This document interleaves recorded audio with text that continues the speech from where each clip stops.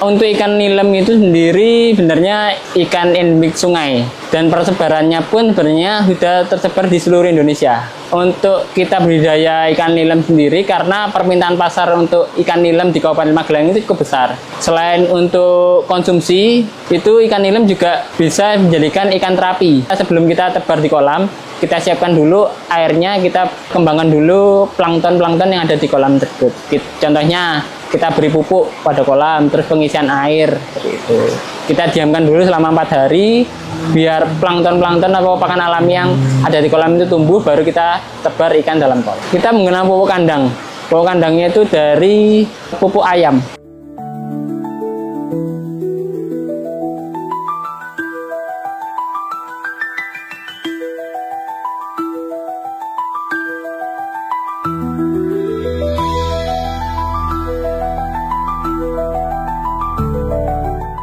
Perkenalkan, nama saya Almas Aska Yudhistira dari BBI Sawangan. Jabatan saya di sini penata kelola kelautan dan perikanan. Saya bekerja di Dinas Peternakan dan Perikanan Kabupaten Magelang di unit perbenihan ikan air tawar Kabupaten Magelang. Komoditas ikan yang ada di sini berbagai macam. Ada ikan nila, ada ikan nilem, ikan tawes, ikan bawal, ikan beong, ikan mas, ikan wader, ikan greskap. Kita fokus di perbenihan karena memang kita mempunyai tugas untuk menyediakan benih yang berkualitas untuk masyarakat. Karena kita instansi pemerintahan, jadi kita lebih fokus ke benih yang berkualitas yang untuk disebar di masyarakat luas. Jadi diharapkan benih-benih yang keluar dari BBI Sawangan ini bisa mempunyai nilai jual yang lebih untuk di masyarakat dan juga bisa memperbaiki kualitas benih-benih yang ada di Kabupaten Magelang. Untuk ikan nilem itu sendiri sebenarnya ikan endemik sungai dan persebarannya pun sebenarnya sudah tersebar di seluruh Indonesia. Untuk kita budidaya ikan nilem sendiri karena permintaan pasar untuk ikan nilem di Kabupaten Magelang itu cukup besar. Selain untuk konsumsi, itu ikan nilem juga bisa dijadikan ikan terapi. Dan juga kalau di Kabupaten Magelang ini lebih ke arah pakan. Jadi ikan nilem itu dijadikan pakan untuk ikan-ikan predator di Kabupaten Magelang. Kan banyak penghobi dari pelaku perikanan itu sekarang lagi gencarnya ikan-ikan predator seperti arwana, seperti ikan ikan toman atau cana, itu kan juga ikan-ikan predator. Nah, ikan nilem itu untuk ukuran-ukuran tertentu bisa menjadikan pakan untuk ikan predator tersebut. Biasanya dijual di pengecer, di pasar-pasar ikan itu dijual pengecer untuk pakan ikan predator. Kalau ikan nilem itu untuk masa berlaku induk itu sekitar 3 tahun dari awal pemijahan. Setelah 3 tahun pasti ada penurunan jumlah telur yang dihasilkan dari induk ikan itu sendiri.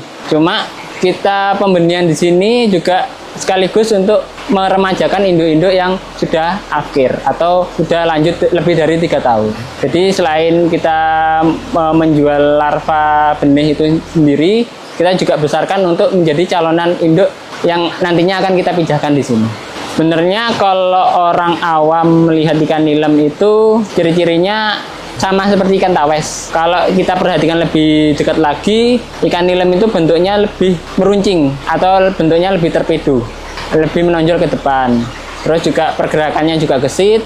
Terus kalau di BBI Sawangan ini ada 2 jenis ikan nilem, nilem merah dan nilem hitam. Meskipun warnanya tidak merah, sedikit kuning ke oren-orenan, tapi kita menyebutnya nilem merah. Kalau produksi ikan nilem, yang bisa saya pastikan setiap bulan kita memproduksi ikan nilem. Karena permintaan pasar ikan nilem itu besar, jadi mau tidak mau kita setiap bulan pasti mijakan ikan nilem. Karena memang ketersediaan induk dari BBI Sawangan ini ya cukup banyak. Jadi untuk 1 bulan 1 siklus masih bisa tercapai. Untuk berapa banyaknya itu mungkin setiap panen itu bisa menghasilkan 60-80 cangkir. Dan untuk jumlahnya mungkin 1 cangkirnya itu kisarannya 1.500 sampai 1.200. Ya tinggal dikali 50 sampai 80 tadi. Kalau budidaya untuk pembenihan, cari ikan nilem yang sudah matang gonat atau yang induk-induk betina yang sudah mengantongi telur yang ada di dalamnya. Terus kita tinggal cari indukan jantan yang matang gonat. Untuk pemijahannya sendiri itu sebenarnya tidak sulit, tidak membutuhkan persiapan seperti ikan-ikan seperti lele, itu yang memerlukan ijuk atau kakaban. Kalau ikan nilem tidak perlu memerlukan itu. Tinggal kita jadikan satu antara jantan dan betina. Kita kalau di BW Sawangan itu kita rangsang dengan hormon gonadotropin. Kita suntikan hormon gonadotropin untuk perangsang pematangan gonad dalam induk ikan betina itu sendiri, biar mempercepat pengeluaran telur pada ikan induk betina.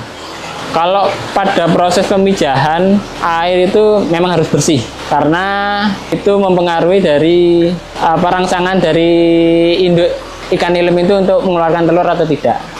Yang kedua, untuk pakannya, karena kita segmennya di pembenihan, jadi untuk pakan pabrikan itu kita berikan setelah ikan itu berumur 15 hari sampai 20 hari. Jadi selama 0 sampai 15 hari itu kita memberikannya pakan alami. Jadi kita sebelum kita tebar di kolam, kita siapkan dulu airnya, kita kembangkan dulu plankton-plankton yang ada di kolam tersebut. Contohnya, kita beri pupuk pada kolam, terus pengisian air, seperti itu. Kita diamkan dulu selama 4 hari, biar plankton-plankton atau pakan alami yang ada di kolam itu tumbuh, baru kita tebar ikan dalam kolam. Kita menggunakan pupuk kandang. Pupuk kandangnya itu dari pupuk ayam. Katakan fermentasi juga tidak tepat ya, karena kita pesan pupuk itu sudah bentuk karung. Jadi karung kita taruh saja dalam kolam sambil kolam itu diisi air. Kita tunggu selama 4-5 hari, kemungkinan air itu akan berubah menjadi hijau. Kalau pakan sebenarnya kita, kalau ikan secara keseluruhan itu pakan itu untuk kadar proteinnya atau kadar kandungan yang ada dalam pakan itu sebenarnya sama. Cuma yang membedakan hanya ukuran saja. Ukuran butiran yang ada dalam pakan. Kayak kita pemberian pakan pada ikan juga menyesuaikan dari bukaan mulut ikan itu sendiri. Ketika ikan itu kecil, ya berarti kita memberikan butiran yang kecil juga kepada ikan. Kecuali kalau ikan-ikan yang sudah indukan itu bisa mungkin dikasih pakan yang ukurannya 3 mili maupun 2 mili. Ikan nilem itu bisa dikatakan predator karena di sini pernah kita jadikan satu ikan nilem dengan ikan grass carp. Ikan grass carpnya kalah. Sisiknya ikan grass carp habis dimakan ikan nilemnya. Ya mungkin ikan nilem juga bisa dijadikan ikan terapi. Kan itu juga memakan kulit-kulit mati yang ada di kaki. Kalaupun ikan nilemnya itu terlalu besar, itu bakal melukai kaki kita juga. Kalau terapi ya kayak biasanya yang tren di masyarakat itu kayak terapi ikan yang kayak kita nyemplungin kaki di air terus ikannya gigit-gigitin, itu terapi ikan. Untuk dari peran pemerintah sendiri, kita juga punya program namanya restocking. Jadi kita juga selain mempunyai kewajiban untuk menyebarkan benih-benih yang berkualitas, kita juga mempunyai kewajiban untuk menjaga kelestarian alam.